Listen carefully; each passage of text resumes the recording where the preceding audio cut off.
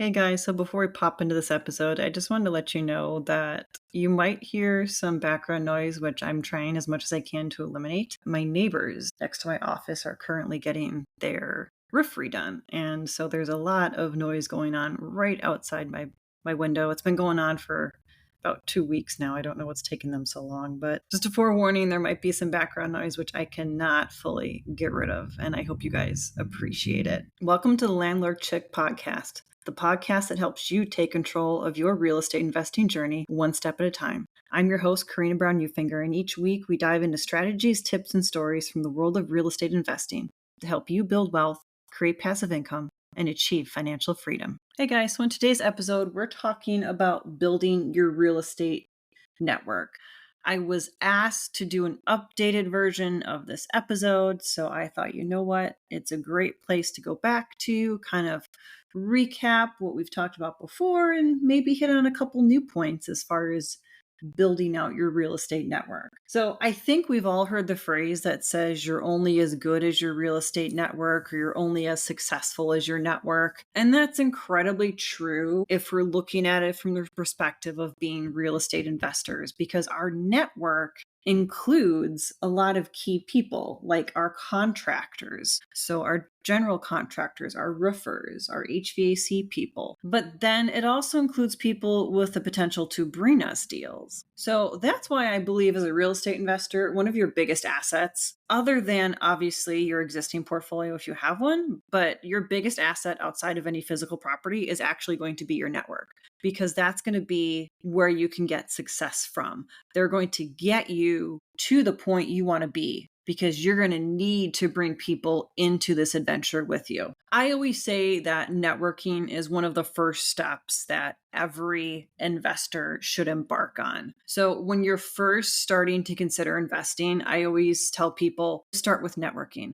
The reason I say start with networking rather than even reading books or anything like that is because first, networking is just enjoyable in the sense of you connect with people and you get to talk to people, which maybe post-COVID, I'm a little bit too hyped up on. I don't know. But I always feel like it's a great place to start because you're getting to know people, you're in a social environment, but then also you're getting the more real world experience or stories that you might not necessarily find in a book. So that's why I think the first step should always be networking, going to a couple of local real estate network groups and sort of consistently attending those just to kind of learn the different people that attend those, see what they're doing, and get to know them on a personal level. Now, we'll talk about this, but networking is a continual process in two different ways. The first way is you're always looking to expand your network. But then the other way that networking is continual is because you have to keep your connections fresh. But for starters, let's kind of just cover who you want to have in your network. So when we talk about your network as a real estate investor, whether it be you're buy and hold or you're flipping or you're doing short-term rentals, you're likely going to have all of these people in your Rolodex, or you want to have them in your Rolodex. And these are types of people. So the first couple might seem rather straightforward. So realtors and traditional lenders. So realtors, even if you don't think you might work with a realtor, realtors are a great source for just getting referrals of properties that maybe they tried to list, but they couldn't list. Like the seller's like, I don't want to pay commission to you, blah, blah, blah, blah. Whatever their reasoning may be. But a realtor has the opportunity to kind of maybe give you some properties that, not give you like it is a gift, but give you information on some properties that you might be able to buy that aren't on the MLS for either reason. Maybe the listing expired, or maybe they just couldn't close the deal, seller didn't want to pay commission to realtors, whatever it may be. Another reason you want to have a realtor in your network is that sometimes when you are going about this alone, as like buying your own properties, doing for sale by owner purchases, or just independent purchases, every once in a while, it's good to have a realtor in your back pocket that can maybe double check your CMA, that can maybe give you an indication of any neighborhood issues or other potential issues that might exist with a property. So it's a really good idea to have realtor kind of like in your back pocket. Understand that really no realtor is going to work for free. So if you're upfront that they're not really going to get a commission from it, they may be looking for some other compensation for their services, depending on what they're entitled to per their state statutes, because that's all regulated. But it's a good idea to have at least one or two friendly realtors, even if you aren't going to be using a realtor for your transactions. Next, general contractor. I think we all know what general contractor is, but these people are absolutely crucial to the success of any occupied rental that you own, whether it be long-term or short-term, or even your flips. You want a good, reliable, loyal contractor. Now, lenders. We said traditional money lenders because I'm kind of dividing these into two categories. So we have traditional money lenders. These are the people that you think of when you hear Rocket Mortgage or just a brick and mortar bank like Wells Fargo or Chase. These are your traditional lenders. Then we have the hard money lenders. This is another group in your network that you want to have people in that section of your Rolodex. So these are people that will lend you money when traditional financing isn't an option. And sometimes that comes down to just the property itself. It's not necessarily a reflection of you. Sometimes it's about the property and its condition, or sometimes it's more about the fact that you don't want to miss this deal, but you don't quite have full approval for traditional financing yet. So hard money lenders are a great thing to have in your Rolodex. Insurance agents. Obviously, insurance people we're going to need because we need to insure our rental properties. Many states, I think almost all states, landlords are required to carry some form of property insurance or other insurance. I think it kind of suffices to say that we need to have insurance people. A breakdown of individual type of contractors, roofers, HVAC, and then also inspectors. You want to have a couple home inspectors as well, people that go and view your property that you're thinking about buying and giving you that inspection report to make sure everything is as good as it seems to be on the surface as far as the property mechanically. Then you're going to want to also have other investors in your networking group. And you want these to be active investors. So when I say active investors, people that are actively doing transactions, not just active in the sense that they own property. You want to have investors in your network that are actually doing deals. Now, I think that some of the what I call emeritus investors, ones that maybe aren't actively wheeling and dealing because they have a built portfolio, which works for them. I'm not saying those people are not great to network with. They are. But we're talking about setting your portfolio up for success and in a way kind of how to expand it. Well, emeritus investors, as I call them, they're great for advice. They're great for hearing stories and learning from mistakes or what happened in their tenure. But they're maybe not as likely to know about, the market changes, the market shifts, what properties are available, who might be selling, who might not be selling. Emeritus investors maybe aren't as pertinent or exposed to that information as you have an active investor who's actually out there buying and selling and trading off on deals. So I think it's really important to have active investors in your network. And if you can find one emeritus investor to have in your network that you just kind of catch up with once in a while to take out to lunch, pick their brain, hear some stories, then great. But for the purposes of this, I really wanted to focus on the active investor, the one who maybe if they pass on a deal, they'll be like, I really didn't want this one, but you know what? I was talking to Kyle at a networking event a couple weeks ago, and he said he was looking. Maybe I'll send this one Kyle's way. That's the reason you want to interact with active investors. Then you're going to need accountants, kind of straightforward, or accountant, I should say. Tax planners, I think, are really strong consideration, especially since those two are not one and the same. So a tax planner is not always an accountant is not always a tax planner. So it's really important, especially when you get to a portfolio of a certain size, to have a tax planner consultation at least every couple of years. Certainly a tax planner consultation when you're looking at selling or if you're making any other big trades in regards to your real estate. So you want your tax people and then you want your accountants. So your accountants can file your taxes for you. They can do all of your accounting for you. That's great. But your tax planning, you really want to talk to a tax planner, someone who has that certification. Okay, so we talked about who you need in your network, but we need to talk about some other aspects regarding your network. And the first of it is the depth of your network. I feel like your network needs to be like a baseball roster where you have depth in your roster. You have more than one person for the same area, the same position per se. So you want to have 2 to 3 realtors, 2 to 3 hard money lenders, 2 to 3 accountants, 2 to 3 inspectors. Now, you're not going to get this right off the bat. I'm not saying that you're going to go out there and, okay, I have my 3 accountants. Now I only have 2 HVAC people, so I need to get a third. I'm not saying we're going to be super meticulous with it like that. But over time, you want to build your network with depth so that in the event one person can't help you from that area, you still have a backup or a third person. Now, reasons they might not help you is because maybe they're super bogged down at the time. This is certainly true when it comes to contractors, whether they be general or roofer. This can even come into play with inspectors. Sometimes your preferred inspector will be super booked out and you won't be able to get them in within the contingencies of what your offer to purchase says. So that's another reason it's super great to have depth. Another reason is because for some of these, maybe their bid for the work was a little bit too expensive. So you want to have a second option, a third option. But then the reason for like realtors and lenders and then also insurance people that you want to have multiple, it's not necessarily so that you have multiple people to go to. But these people that I've picked out, lenders and insurance people, they'll actually hear about properties that might need to be sold or people that are looking to sell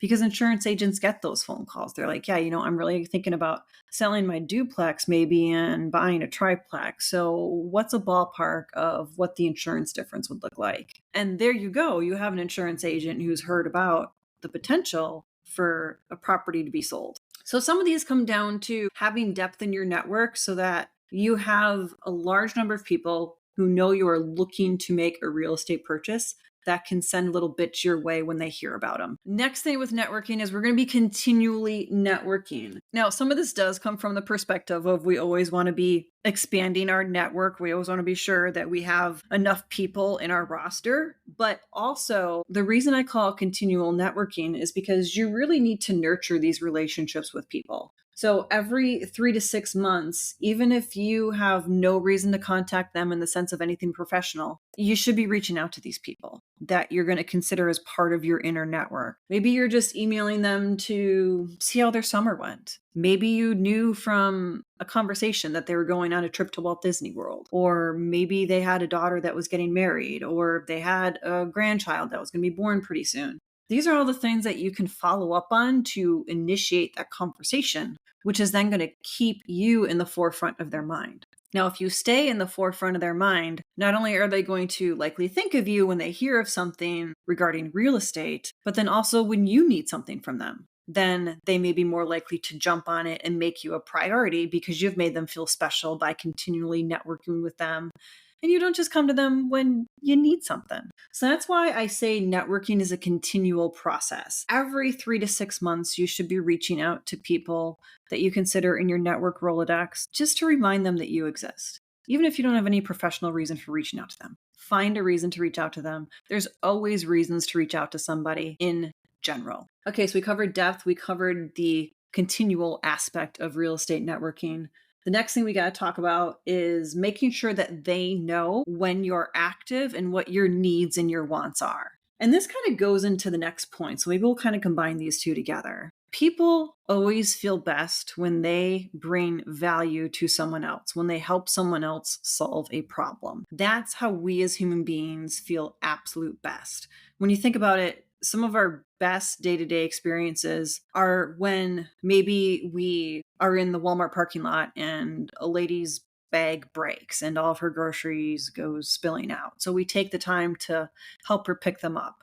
It makes us feel good. It makes her feel really good. It turns the situation around for them. So that's why it's easy to understand how making people feel good and bringing them value is going to help the relationship flourish. Just that simple everyday occurrence. Well, I mean, somebody's grocery bag breaking isn't an everyday occurrence, but those little things that we think of every day that we do for other people, if we do it on a slightly larger scale, but we do it in regards to our professional network, it's going to pay dividends for us. So if you can bring value to your network and they bring value to you, you're really going to have a fantastic time as a real estate investor. So how can they bring value to you?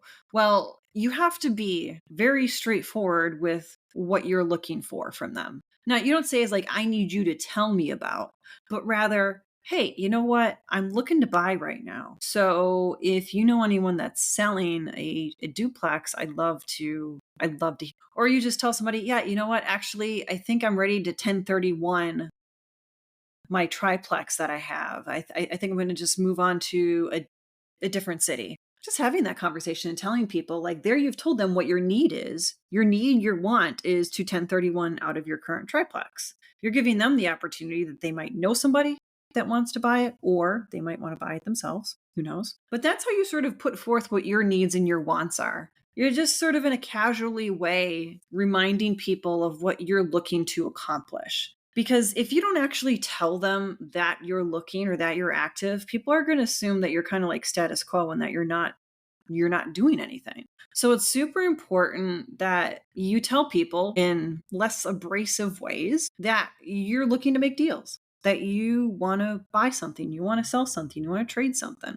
Now, as far as solving problems for people in your network, that's one of the best things you can do, as we talked about with the Walmart parking lot idea. So, one of the great things to do is to ask people in your network, hey, is there anything I can help you with right now? Is there something really big going on that you need help with? Is there a problem that you just can't seem to overcome? Because if you can either solve their problem or introduce them to someone who can solve their problem, your value to that person has just grown exponentially, and they're going to want to pay you back for what you've done for them. So it's always a great idea to figure out a way that you can maybe solve somebody's problem. And it doesn't have to be a professional problem, by the way.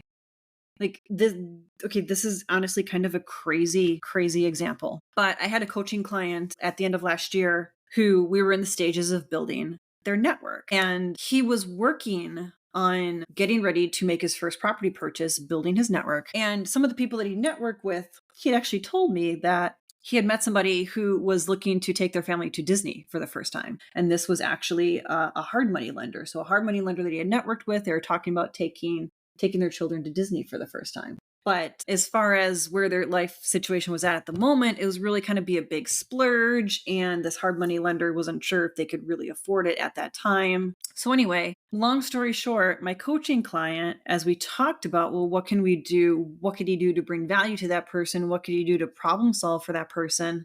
My client decided to do a little bit of research and figure out how to go to Disney on the cheap. So he actually made like a little 2-page document. And he said, and he just emailed it over to the hard money lender. He said, hey, I know you're talking about trying to get to Disney this year with your kids. It seemed like a really big deal to you. So I just popped onto a few websites and I found some different ways that you can make Disney less expensive than maybe what it needs to be. And the response he got from that hard money lender was incredible. They were so thankful that he had taken the time out of his day to come up with the solution, a potential solution to their problem. And he actually remembered the fact that they were looking at going to Disney that year. Now, if we fast forward, guess what? I'm happy to tell you that because of the suggestions that my client sent this hard money lender that they were trying to network with, the hard money lender actually did go to Disney. They went to Disney in February when it was the recommended downtime for all of the research that he did. And so that really did have a great happy ending because now my coaching client has brought real value to that hard money lender. And that's a very strong relationship now, super strong right out the bat. And I got to tell you, other than just an initial meeting at a networking event, they didn't have any prior connection. They didn't. They met at a networking event. He asked personal questions like I instructed him to kind of get to know the person. He made his notes when he left. And then when he was looking at how we could bring value and stay in contact with people, he thought of the bringing value and helping these people find an inexpensive way to take their family to Disney. There you go, guys. That is proof in action of how this can actually work out for you. Okay, so now we also need to talk about having people who are smarter than you. Remember, I talked about emeritus investors. This is where they come in. You want people in your network that are smarter than you. Maybe they know areas that you don't know about real estate investing. Maybe they have more experience in years than you do. Or maybe they're just somebody who you know is constantly learning. They're constantly devouring podcasts, books, YouTube videos, all these different ways that we have to learn things nowadays. Maybe they're just a continual learner. But you want people in your network that are smarter than you in real estate. And remember, smarter doesn't necessarily mean they know more about a particular avenue. Like I said, they can be super experienced in an area that you know nothing about. They just have experience in years. But it's always a good idea to have emeritus investors, as I like to reference them, in your network, people that you can contact, just have conversations with. You don't have to ask them like, hey, what's your biggest mistake? Or, what can you tell to help me? Honestly, a lot of these people, because when I think of emeritus investors, they're like in their 60s and 70s. They just love the opportunity to go out and talk with people. So if you get an emeritus investor or two in your network, I highly recommend every couple months you offer to take them out to dinner. Conversations in real estate will just probably naturally happen. You'll learn from them. You'll learn the experiences. You'll learn what they did. Maybe they'll give you some other unsolicited free advice or free knowledge. And it's a win-win for everybody. All right, so we've talked about the depth. We've got the idea that it's continually networking. We know that we need to be expressing what we're looking to do, what we want, what our needs are. Then we've also talked about bringing value to them, how we can solve their problems, whether it be personal or professional. And then having people in your network that are smarter than you, people that you can learn from. Super important. So building a network is a crucial stage in your success. A well-stocked network helps ease the bumps in the road, and it kickstarts your success through whatever your next adventure is. Networking should be taken extremely seriously, guys, like almost as serious as we take learning about loans or state statutes or local regulations. Networking is a super serious part of our adventure in real estate because it's what's going to make us successful. It's going to bring us value. We're going to bring them value, and it's going to make the whole ride more enjoyable. Like, really, it truly is. All right, guys, if you don't know, this podcast is now available over on YouTube. Recently, just was able to launch the YouTube channel over there. So our entire catalog for this podcast is now available over on YouTube. If you're interested in signing up for any of my upcoming courses, which I do have a lot yet coming up this year, please feel free to pop over to my website, Brio Properties WI. Follow the link in my Instagram bio, Landlord Chick. That's my Instagram handle. I've got classes coming up this year yet on financing rental property. I've got a class coming up on, well, if you're in Wisconsin, I have a class coming up on leases. I have another class coming up on how to pick new target markets. Guys, I've got a whole bunch of classes coming up yet this year. So if you're interested in any of those, head over to the link in my Instagram bio or head over to my website, briopropertieswi.com. I want to challenge you guys to network with one new person this week and next week. Network with one brand new person. Whether it be you're just remembering a conversation with your cousin that they have a friend who owns an HVAC company, or you're actually going out and going to a networking event for real estate, or maybe just a Chamber of Commerce networking event. Don't underestimate a networking event just because it isn't real estate based. Chamber of Commerce, Business After 5 events can also be great places for networking. So I'm going to challenge you guys to network with one new person this week. If you haven't already, make sure you subscribe to this podcast wherever you choose to listen to me and